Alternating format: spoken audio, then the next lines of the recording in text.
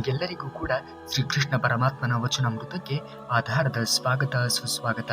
ಪ್ರಿಯ ಬಂಧುಗಳೇ, ನೀವೇನಾದರೂ ಶ್ರೀಕೃಷ್ಣ ಪರಮಾತ್ಮನ ಭಕ್ತರೇ ಆಗಿದ್ದರೆ ಈ ಕೂಡಲೇ ಈ ವಿಡಿಯೋಗೆ ಒಂದು ಲೈಕನ್ನು ಮಾಡುವುದರ ಮೂಲಕ ನಿಮ್ಮ ಅಭೂತಪೂರ್ವವಾಗಿರುವಂತಹ ಭಕ್ತಿಯನ್ನು ವ್ಯಕ್ತಪಡಿಸಿ ಎಂದು ಕೇಳಿಕೊಳ್ಳುತ್ತಾ ಬನ್ನಿ.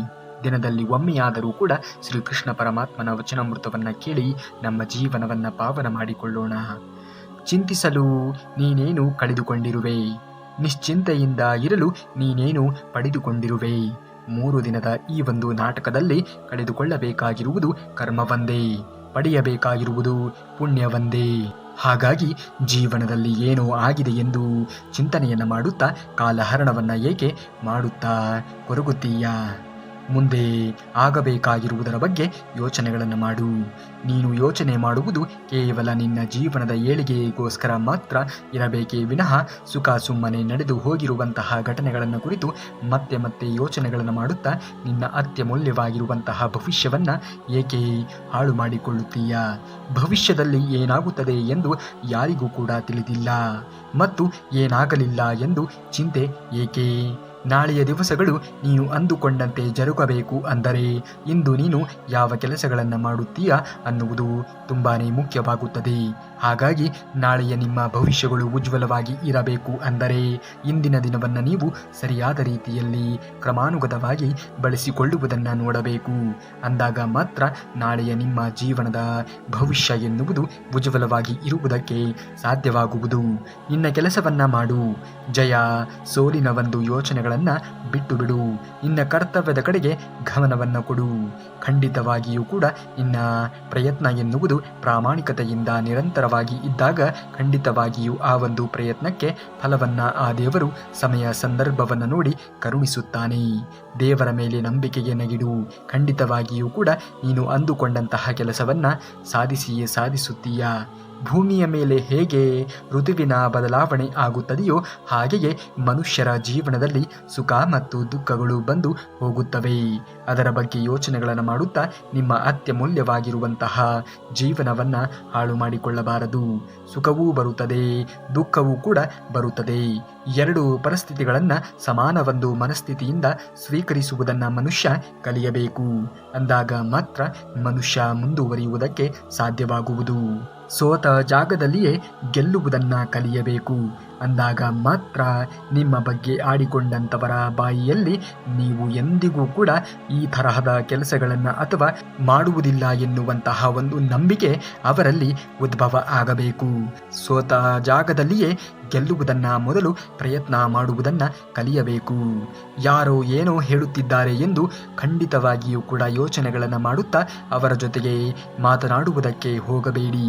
ಖಂಡಿತವಾಗಿಯೂ ಕೂಡ ಕಾಲಕ್ಕೆ ಸಮಯಾವಕಾಶವನ್ನು ಕೊಟ್ಟು ನಿಮ್ಮ ಕೆಲಸ ಕಾರ್ಯಗಳತ್ತ ಭಗ್ನರಾಗಿ. ಎಲ್ಲ ಕೆಲಸಗಳಿಗೂ ಕೂಡ ಅದರದ್ದೇ ಆಗಿರುವಂತಹ ಸಮಯ ಎನ್ನುವುದು ತೆಗೆದುಕೊಳ್ಳುತ್ತದೆ. ಖಂಡಿತವಾಗಿಯೂ ಕೂಡ ನೀವು ನಿಮ್ಮ ಗುರಿಯನ್ನು ಈಡೇರಿಸಿಕೊಳ್ಳಬೇಕು ಅಂದರೆ ಅದಕ್ಕೆ ತಕ್ಕ ರೀತಿಯಾಗಿರುವಂತಹ ಪ್ರಯತ್ನವನ್ನು ಪಡುವುದು ಕೂಡ ತುಂಬಾ ಮುಖ್ಯವಾಗುತ್ತದೆ. ಕಷ್ಟಕರವಾಗಿರುವಂತಹ ದಾರಿಗಳು ಸುಂದರವಾಗಿರುವಂತಹ ತಾಣಗಳಿಗೆ ದಾರಿ ಮಾಡಿಕೊಡುತ್ತದೆ. ಹಾಗಾಗಿ ಇಂದು ಕಷ್ಟ ಬಂದಿದೆ ಎಂದು ಯೋಚನೆಗಳನ್ನು ಮಾಡುತ್ತಾ ಅತ್ಯಮೂಲ್ಯವಾಗಿರುವುದನ್ನು ಕಳೆದುಕೊಳ್ಳಬೇಡಿ. ಇಂದು ಕಷ್ಟಗಳು ಬರುವುದೇ ನಾಳೆಯ ಒಳ್ಳೆಯ ದಿನಗಳನ್ನು ನಮ್ಮ ಜೀವನದಲ್ಲಿ ಇರುತ್ತದೆ ಎನ್ನುವಂತಹ ಸಂದೇಶವನ್ನು ಕೊಡುವ ಸಲುವಾಗಿ. ಹಾಗಾಗಿ ಬಂದಿರುವಂತಹ ಎಲ್ಲ ಕಷ್ಟಗಳನ್ನು ಮೆಟ್ಟಿ ನಡೆಯುವುದನ್ನು ಕಲಿತುಕೊಳ್ಳಿ. ಯಾವ ವ್ಯಕ್ತಿ ತನ್ನವರನ್ನು ತನ್ನ ಕಣ್ಣ ಮುಂದೆ ಬದಲಾಗುವುದನ್ನು ನೋಡಿರುತ್ತಾನೆಯೋ ಆ ವ್ಯಕ್ತಿ ಜೀವನದ ಯಾವುದೇ ಒಂದು ಸಂಕಟದಿಂದ ಹೋರಾಡಿ ಗೆಲ್ಲಬಲ್ಲ. ಹಾಗಾಗಿ ಜೀವನದಲ್ಲಿ ಗೆಲುವನ್ನು ಸಾಧಿಸಬೇಕು ಅಂದರೆ ಖಂಡಿತವಾಗಿಯೂ ಕೂಡ ಒಂದು ದೃಢತೆ ಎನ್ನುವುದು ನಿಮ್ಮಲ್ಲಿ ಅಚಲವಾಗಿ ಇರಬೇಕು. ಯಾವ ವ್ಯಕ್ತಿ ನಿಮ್ಮ ಬಗ್ಗೆ ಬಂದು ಇತರರ ಬಗ್ಗೆ ಮಾತನಾಡುತ್ತಾನೆಯೋ ಅದೇ ವ್ಯಕ್ತಿ ನೀವು ಇಲ್ಲದೆ ಇರುವಂತಹ ಸಮಯವನ್ನು ನೋಡಿ ನಿಮ್ಮ ಬಗ್ಗೆ ಬೇರೆಯವರ ಮುಂದೆಯೂ ಕೂಡ ಮಾತನಾಡಬಹುದು. ಹಾಗಾಗಿ ಯಾರ ಮುಂದೆಯೂ ಕೂಡ ನಿಮ್ಮ ಅತ್ಯಮೂಲ್ಯವಾಗಿರುವಂತಹ ಅಥವಾ ನಿಮ್ಮ ಸೂಕ್ಷ್ಮವಾಗಿರುವಂತಹ ವಿಚಾರಗಳನ್ನು ಯಾರ ಮುಂದೆಯೂ ಕೂಡ ಹೇಳುವುದಕ್ಕೆ ಹೋಗಬೇಡಿ. ಏಕೆಂದರೆ ಮನುಷ್ಯನ ಬುದ್ಧಿ ಎನ್ನುವುದು ಯಾವಾಗ ಹೇಗೆ ಬದಲಾಗುತ್ತದೆ ಎನ್ನುವುದನ್ನು ಹೇಳುವುದಕ್ಕೆ ಸಾಧ್ಯವಿಲ್ಲ. ನೋಡಿ, ನಿಮ್ಮ ಜೊತೆಯಲ್ಲಿ ನಿಮ್ಮವರಂತೆ ಇದ್ದರೂ ಕೂಡ ನೀವು ಇಲ್ಲದೆ ಇದ್ದಾಗ ನಿಮ್ಮ ಶತ್ರುವಿನಂತೆ ವರ್ತನೆಯನ್ನು ತೋರುತ್ತಾರೆ ಇಂದಿನ ಜನರು. ಹಾಗಾಗಿ ಯಾರನ್ನೂ ಕೂಡ ನಂಬುವಂತಹ ಅವಶ್ಯಕತೆಯೇ ಇಲ್ಲ. ನಮ್ಮನ್ನ ಕೊನೆಯವರೆಗೆ ಕಾಯುವುದು ನಾವು ನಮ್ಮ ಮೇಲೆ ಇಟ್ಟಿರುವಂತಹ ನಂಬಿಕೆಗಳು ಮಾತ್ರ. ಹಾಗಾಗಿ ಯಾವುದೇ ಕಾರಣಕ್ಕೂ ಕೂಡ ನೀವು ನಿಮ್ಮನ್ನ ನಂಬಿ ನಿಮ್ಮ ಆತ್ಮವಿಶ್ವಾಸದ ಮೇಲೆ ನಂಬಿಕೆಯನ್ನು ಇಟ್ಟುಕೊಳ್ಳಿ. ಖಂಡಿತವಾಗಿಯೂ ಕೂಡ ನೀವು ಅಂದುಕೊಂಡಂತಹ ಕೆಲಸ ಹಾಗೆ ಆಗುತ್ತದೆ. ಕೆಟ್ಟ ಒಂದು ಕರ್ಮಗಳಿಗೆ ಅಷ್ಟೇ ಅಲ್ಲ, ಅಳತೆ ಮೀರಿರುವಂತಹ ಒಳ್ಳೆಯತನಕ್ಕೂ ಕೂಡ ಎಷ್ಟೋ ಸಲ ಶಿಕ್ಷೆಯನ್ನು ಅನುಭವಿಸಬೇಕಾಗುತ್ತದೆ. ಹಾಗಾಗಿ ಎಲ್ಲಿ ಯಾವಾಗ ಹೇಗೆ ವರ್ತನೆಯನ್ನು ತೋರಬೇಕು ಎನ್ನುವುದು ಕೂಡ ಈ ಒಂದು ಪ್ರಸ್ತುತವಾಗಿರುವಂತಹ ಸಮಾಜದಲ್ಲಿ ಪ್ರಸ್ತುತವಾಗಿರುವಂತಹ ದಿನಮಾನಗಳಲ್ಲಿ ನಾವು ಕಲಿತುಕೊಳ್ಳಲೇಬೇಕು. ಇಲ್ಲವೆಂದರೆ ಅತಿಯಾದ ಸಿಹಿಯಾದರೆ ನಮ್ಮನ್ನ ಜನರು ನುಂಗಿ ಹಾಕುತ್ತಾರೆ, ಅತಿಯಾದ ಕಹಿಯಾದರೆ ನಮ್ಮನ್ನ ಉಗುಳಿ ಹಾಕುತ್ತಾರೆ. ಹಾಗಾಗಿ ಸಿಹಿ ಎಷ್ಟು ಆಗುತ್ತೀರಾ, ಕಹಿ ಎಷ್ಟು ಆಗುತ್ತೀರಾ ಎನ್ನುವುದು ತುಂಬಾನೇ ಮುಖ್ಯವಾಗುತ್ತದೆ. ಯಾವಾಗಲೂ ಕೂಡ ಆತ್ಮವಿಶ್ವಾಸದೊಂದಿಗೆ ಜೀವನವನ್ನ ಕಳೆಯಿರಿ. ಆಗುವುದೆಲ್ಲ ಒಳ್ಳೆಯದೇ ಆಗುತ್ತದೆ. ಜೀವನದಲ್ಲಿ ಸೋಲಾಗುತ್ತಿದೆ, ನಾನು ಏನೇ ಪ್ರಯತ್ನವನ್ನು ಪಟ್ಟರೂ ಕೂಡ ಗೆಲ್ಲುವುದಕ್ಕೆ ಸಾಧ್ಯವಾಗುತ್ತಿಲ್ಲ ಎಂದಾಗ ಕೃಷ್ಣ ಪರಮಾತ್ಮನನ್ನ ನೆನೆಸಿಕೊಳ್ಳಿ. ಖಂಡಿತವಾಗಿಯೂ ಕೂಡ ಅವನು ನಿಮ್ಮ ಗೆಲುವಿಗೆ ಸಾಥನ್ನ ಕೊಡುತ್ತಾನೆ. ಇಂದಿನ ಕಾಲಮಾನದಲ್ಲಿ ಗೆಲುವನ್ನ ಯಾರೂ ಕೂಡ ಸಂಭ್ರಮಿಸುವುದಿಲ್ಲ, ಅದು ನಿನ್ನ ಆತ್ಮೀಯರು ಮಾತ್ರ ಆಗಿರುತ್ತಾರೆ. ಅದನ್ನು ಹೊರತುಪಡಿಸಿ ಇನ್ನುಳಿದವರು ಸಂಬಂಧಿಕರು ಮೊದಲೇ ನಿನ್ನನ್ನು ನೋಡಿ ಉರಿದುಕೊಳ್ಳುತ್ತಾರೆ. ಅಂಥವರ ಮುಂದೆ ನಿನ್ನ ಯೋಜನೆಗಳ ಬಗ್ಗೆ ಎಂದಿಗೂ ಕೂಡ ಹೇಳುವುದಕ್ಕೆ ಹೋಗಲೇಬೇಡ. ಏಕೆಂದರೆ ಅವರಿಗೆ ನೀನು ಬೆಳೆಯುವುದು ಅಂದರೆ ಆಗುವುದೇ ಇಲ್ಲ. ಯಾವಾಗಲೂ ಕೂಡ ಒಂಟಿಯಾಗಿ ಇದ್ದರೂ ಕೂಡ ಧೈರ್ಯದಿಂದ ಇರುತ್ತೀಯ. ಜಗತ್ತು ಜ್ಞಾನವನ್ನ ನೀಡುತ್ತದೆ, ಬೆಂಬಲವನ್ನ ಅಲ್ಲ. ಹಾಗಾಗಿ ಆ ಜ್ಞಾನವನ್ನ ನೀನು ಯಾವಾಗ ಹೇಗೆ ಬಳಸಿಕೊಳ್ಳಬೇಕು ಎನ್ನುವುದನ್ನು ಕೂಡ ಕಲಿತುಕೊಳ್ಳಬೇಕು. ಅಂದಾಗ ಮಾತ್ರ ಬದುಕಿನಲ್ಲಿ ಉಜ್ವಲವಾಗಿ ಬೆಳೆಯುವುದಕ್ಕೆ ಸಾಧ್ಯವಾಗುವುದು. ಬದುಕಿನಲ್ಲಿ ಯಾರ ಮೇಲೆಯೂ ಕೂಡ ಅತಿಯಾದ ವಿಶ್ವಾಸ ಎನ್ನುವುದು ಬೇಡವೇ ಬೇಡ. ಯಾವಾಗ ಹೇಗೆ ಬದಲಾಗುತ್ತಾರೆ ಎನ್ನುವುದನ್ನು ಹೇಳುವುದಕ್ಕೆ ಸಾಧ್ಯವಿಲ್ಲ. ನೋಡಿ, ಇಂದಿನ ಕಾಲಮಾನದ ಜನರು ಅವರ ಸ್ವಾರ್ಥಕ್ಕಾಗಿ ಯೋಚನೆಗಳನ್ನು ಮಾಡುತ್ತಾರೆ ವಿನಃ ಬೇರೆಯವರ ಹಿತಕ್ಕಾಗಿ ಎಂದಿಗೂ ಕೂಡ ಯೋಚನೆಗಳನ್ನು ಮಾಡುವುದಕ್ಕೆ ಹೋಗುವುದೂ ಇಲ್ಲ. ಇದು ಮಾತ್ರ ಕಟು ಸತ್ಯವಾಗಿರುವಂತಹ ಮಾತು. ಇದನ್ನು ನೀನು ನೆನಪಿನಲ್ಲಿ ಇಟ್ಟುಕೊಂಡು ಯಾರ ಮೇಲೆಯೂ ಕೂಡ ಅತಿಯಾದ ನಂಬಿಕೆಯನ್ನು ಇಡುವುದು ಖಂಡಿತವಾಗಿಯೂ ಕೂಡ ಒಳ್ಳೆಯದಲ್ಲ. ಎಷ್ಟೇ ಒಳ್ಳೆಯ ವ್ಯಕ್ತಿ ಆಗಿದ್ದರೂ ಕೂಡ ಹಿಂದೆ ಮುಂದೆ ತಿಳಿದು ನಂಬಬೇಕು. ಇಂದಿನ ದಿನಮಾನವು ಆ ರೀತಿಯಾದದ್ದು. ಈ ಒಳ್ಳೆಯವರು ಅನಿಸಿಕೊಂಡವರೇ ನಮಗೆ ನಮ್ಮ ಬೆನ್ನ ಹಿಂದೆ ಚೂರಿ ಹಾಕುವಂತಹ ಕೆಲಸವನ್ನ ಮಾಡುತ್ತಾರೆ. ಪ್ರಸ್ತುತವಾಗಿ ಅದೆಂತಹ ಘಟನೆ ಆಗಿದ್ದರೂ ಕೂಡ, ಅದೆಂತಹ ಸಮಸ್ಯೆಗಳು ಬಂದರೂ ಕೂಡ ಯಾರ ಮೇಲೆಯೂ ಕೂಡ ಅವಲಂಬಿತವಾಗಿ ಜೀವನವನ್ನ ಕಳೆಯುವುದಕ್ಕೆ, ಜೀವನವನ್ನ ನಿರ್ವಹಿಸುವುದಕ್ಕೆ ಹೋಗಬೇಡಿ. ನಿಮ್ಮ ತನವನ್ನ ಅಡವಿಟ್ಟು ಯಾರ ಬಗ್ಗೆಯೂ ಕೂಡ ಯೋಚನೆಗಳನ್ನು ಮಾಡುವುದಕ್ಕೆ ಹೋಗಬೇಡಿ. ಪ್ರಸ್ತುತವಾಗಿ ನೀವು ಹೇಗೆ ಬದುಕುತ್ತಿದ್ದೀರಾ ಎನ್ನುವುದು ತುಂಬಾನೇ ಮುಖ್ಯವಾಗುತ್ತದೆ. ಆ ರೀತಿಯ ಜೀವನ ಶೈಲಿಯನ್ನು ನೀವು ರೂಢಿಸಿಕೊಳ್ಳಬೇಕಾಗಿರುವುದು ತುಂಬಾನೇ ಮಹತ್ವವಾದದ್ದು. ಮಾಧವನು ಹೇಳುತ್ತಾನೆ, ನಾವು ಇತರರಿಗೆ ಏನು ಕೊಡುತ್ತೇವೆಯೋ ಅದು ನಮಗೆ ಮರಳಿ ಸಿಗುತ್ತದೆ. ಅದು ಗೌರವವೇ ಆಗಲಿ ಅಥವಾ ದ್ರೋಹವೇ ಆಗಲಿ. ನೀವು ಬೇರೆ ವ್ಯಕ್ತಿಗಳಿಗೆ ಗೌರವವನ್ನು ಸೂಚಿಸಿದಾಗ ಖಂಡಿತವಾಗಿಯೂ ಕೂಡ ನೀವು ಅಪೇಕ್ಷೆ ಮಾಡದೇ ಇರುವ ರೀತಿಯಲ್ಲಿ ನಿಮಗೂ ಕೂಡ ಗೌರವ ಎನ್ನುವುದು ಸಿಕ್ಕೇ ಸಿಗುತ್ತದೆ. ಹಾಗಾಗಿ ಗೌರವ ಬೇಕು ಅನ್ನುವುದೇ ಆದರೆ ಗೌರವವನ್ನು ಕೊಡುವುದನ್ನು ಮೊದಲು ಮನುಷ್ಯನಾದವನು ಕಲಿಯಲೇಬೇಕು. ಅದೇ ರೀತಿಯಾಗಿ ಗೌರವವೇ ಆಗಲಿ ಅಥವಾ ದ್ರೋಹವೇ ಆಗಲಿ, ನೀವು ಇತರರಿಗೆ ದ್ರೋಹವನ್ನು ಬಗೆದಾಗ ನಿಮಗೂ ಕೂಡ ದ್ರೋಹವನ್ನು ಬಗೆಯುವಂಥವರನ್ನ ಆ ಶ್ರೀಕೃಷ್ಣ ಪರಮಾತ್ಮನು ಸೃಷ್ಟಿ ಮಾಡಿರುತ್ತಾನೆ ಎನ್ನುವುದನ್ನು ಮರೆಯಲೇಬೇಡಿ. ದ್ರೋಹಕ್ಕೆ ಪ್ರತಿಕಾರವಾಗಿ ದ್ರೋಹವೇ ಸಿಗುವುದು. ಮನುಷ್ಯರು ಯಾರ ಶತ್ರುವು ಕೂಡ ಅಲ್ಲ, ಅವನ ಕಾರ್ಯಗಳು ಮತ್ತು ಮಾತನಾಡುವಂತಹ ಮಾತುಗಳು ಅವನನ್ನು ಸ್ವಯಂ ಚಾಲಿತವಾಗಿ ಶತ್ರುವಾಗಿಸುತ್ತದೆ. ಆದ್ದರಿಂದ ನಿಮ್ಮ ಕಾರ್ಯಗಳು ಮತ್ತು ಪದಗಳನ್ನು ಬುದ್ಧಿವಂತಿಕೆಯಿಂದ ಆರಿಸಿಕೊಳ್ಳುವುದನ್ನು ಕಲಿಯಬೇಕು. ಮಾತಿಗೆ ಆ ಒಂದು ಶಕ್ತಿ ಇದೆ. ಮಾತಿಗೆ ಒಂದು ಮನೆಯನ್ನ ಬೆಳಗಿಸುವಂತಹ ಶಕ್ತಿಯೂ ಕೂಡ ಇದೆ. ಅದೇ ಒಂದು ಮಾತಿಗೆ ಒಂದು ಮನೆಯನ್ನ ಒಡೆಯುವಂತಹ ಶಕ್ತಿಯೂ ಕೂಡ ಇದೆ. ಹಾಗಾಗಿ ಮಾತು ಎನ್ನುವುದು ತುಂಬಾನೇ ಮುಖ್ಯವಾದದ್ದು. ಇಂದಿನ ಕಾಲಮಾನದಲ್ಲಿ ಜನರು ಮಾತನಾಡುವುದನ್ನ ಅರಿತುಕೊಳ್ಳದೆ ತಮ್ಮ ಜೀವನವನ್ನ ಹಾಳು ಮಾಡಿಕೊಳ್ಳುತ್ತಿದ್ದಾರೆ.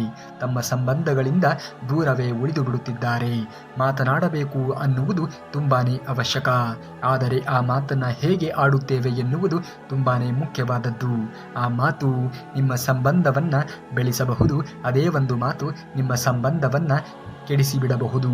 ಹಾಗಾಗಿ ಮಾತನಾಡುವ ಮುನ್ನ ಮಾತನ್ನ ಯೋಚನೆಗಳನ್ನು ಮಾಡಿ ಮಾತನಾಡಿ.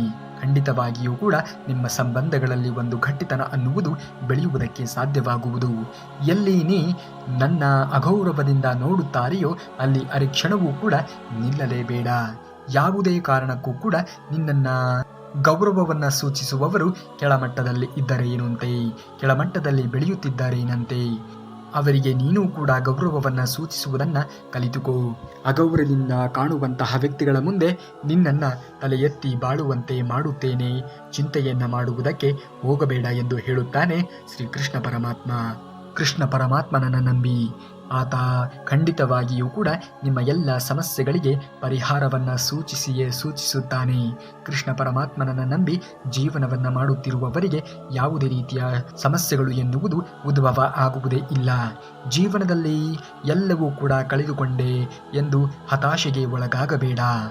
ನಮ್ಮ ಮೇಲೆ, ನಮ್ಮ ಮನಸ್ಸಿನ ಮೇಲೆ ಪರಿಣಾಮ ಬೀರುವಂತಹ ಘಟನೆಗಳು ಏನೇ ನಡೆದರೂ ಕೂಡ ನಮ್ಮ ಜೊತೆಗೆ ಶ್ರೀಕೃಷ್ಣ ಪರಮಾತ್ಮ ಇದ್ದಾನೆ ಅನ್ನುವಂತಹ ಬಲವಾದ ನಂಬಿಕೆ ಎನ್ನುವುದು ನಿಮ್ಮಲ್ಲಿ ಇರಬೇಕು.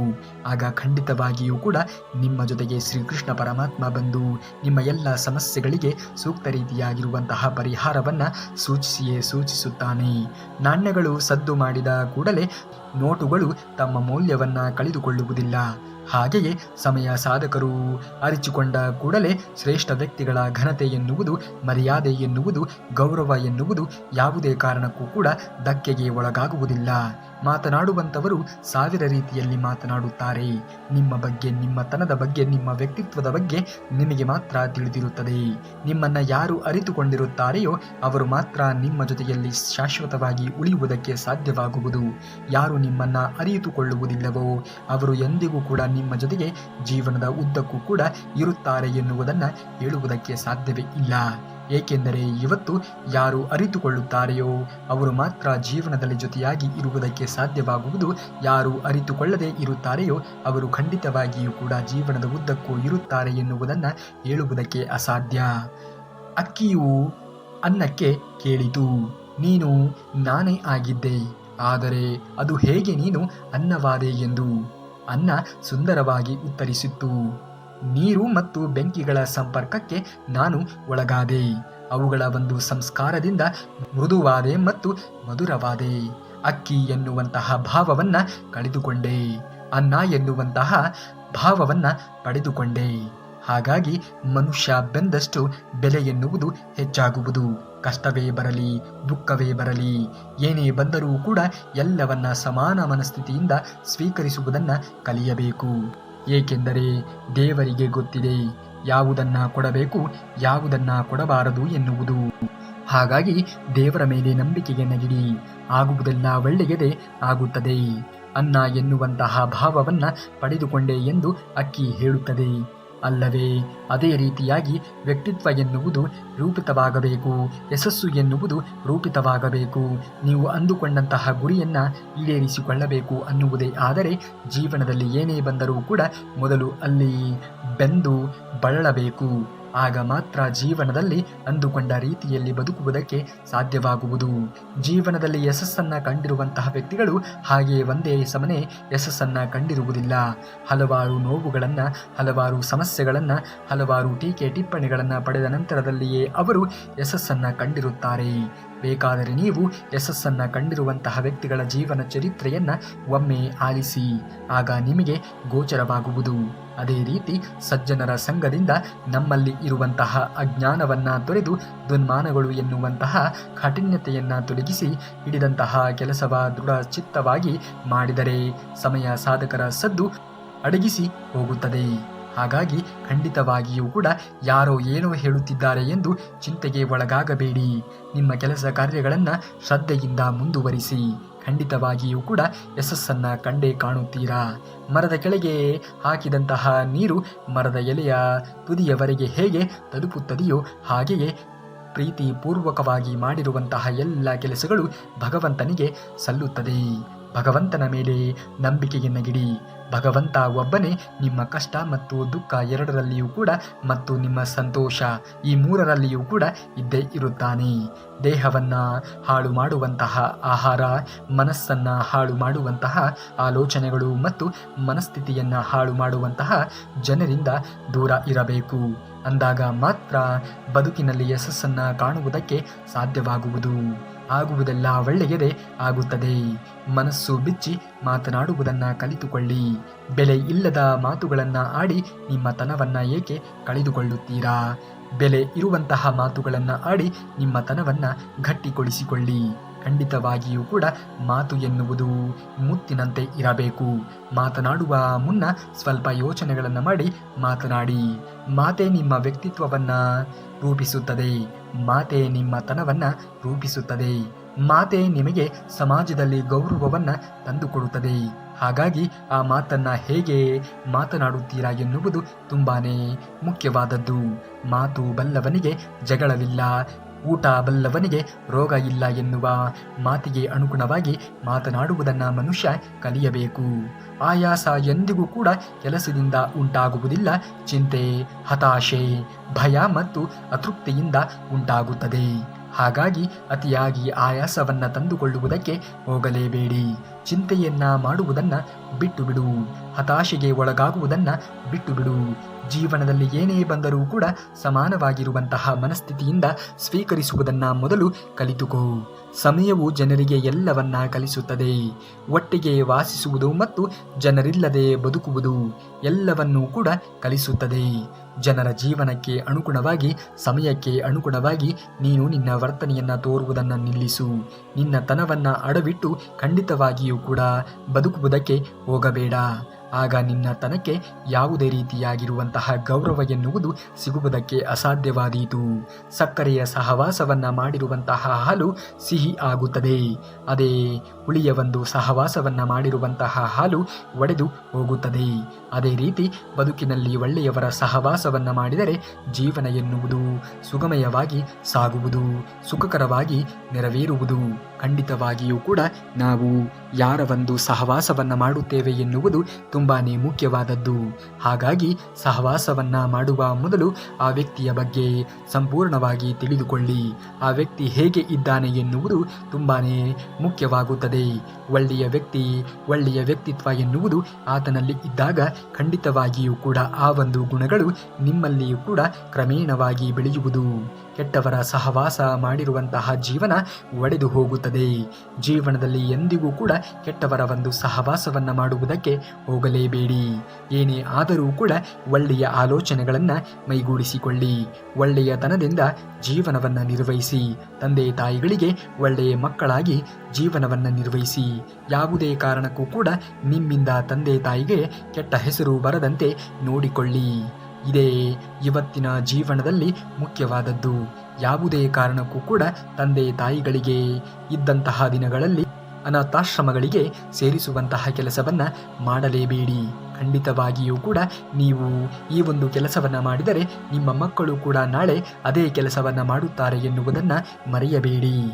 ಹಾಗಾಗಿ ಇದ್ದಷ್ಟು ದಿವಸಗಳ ಕಾಲ ನಿಮ್ಮ ತಂದೆ ತಾಯಿಗಳ ಸೇವೆಯನ್ನು ಮಾಡಿ. ಖಂಡಿತವಾಗಿಯೂ ಕೂಡ ದೇವರು ಇದ್ದೇ ಇರುತ್ತಾನೆ. ನಮ್ಮ ಒಂದು ಕಣ್ಣಿಗೆ ಕಾಣುವಂತಹ ನಿಜವಾದ ದೇವರು ಯಾರಾದರೂ ಇದ್ದರೆ ಅದು ನಮ್ಮ ತಂದೆ ತಾಯಿಗಳು ಮಾತ್ರ.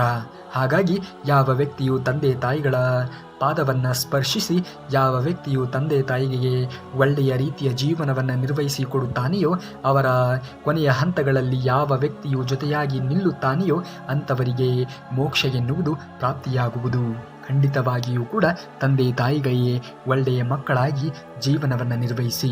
ಖಂಡಿತವಾಗಿಯೂ ಕೂಡ ನಿಮ್ಮ ಜೀವನ ಎನ್ನುವುದು ಪಾವನವಾಗುವುದು. ನೀವೇನಾದರೂ ಶ್ರೀಕೃಷ್ಣ ಪರಮಾತ್ಮನ ಭಕ್ತರೇ ಆಗಿದ್ದರೆ ಈ ಒಂದು ವಿಡಿಯೋಗೆ ಒಂದೇ ಒಂದು ಲೈಕನ್ನು ಮಾಡುವುದರ ಮೂಲಕ ನಮ್ಮ ಈ ಒಂದು ಪ್ರಯತ್ನಕ್ಕೆ ಖಂಡಿತವಾಗಿಯೂ ಒಂದು ಮೆಚ್ಚುಗೆಯನ್ನು ವ್ಯಕ್ತಪಡಿಸಿ ಎಂದು ಕೇಳಿಕೊಳ್ಳುತ್ತಾ, ನಮ್ಮ ವಿಡಿಯೋ ಇಷ್ಟವಾದರೆ ಜೈ ಶ್ರೀಕೃಷ್ಣ ಪರಮಾತ್ಮ ಎಂದು ಕಮೆಂಟನ್ನು ಮಾಡಿ. ಇನ್ನು ನಾಳೆಯ ಶ್ರೀಕೃಷ್ಣ ಪರಮಾತ್ಮನ ಮತ್ತಷ್ಟು ವಚನಾಮೃತದೊಂದಿಗೆ ಸಿಗುವವರೆಗೂ ಧನ್ಯವಾದ. ಕರುನಾಡಿಗೆ.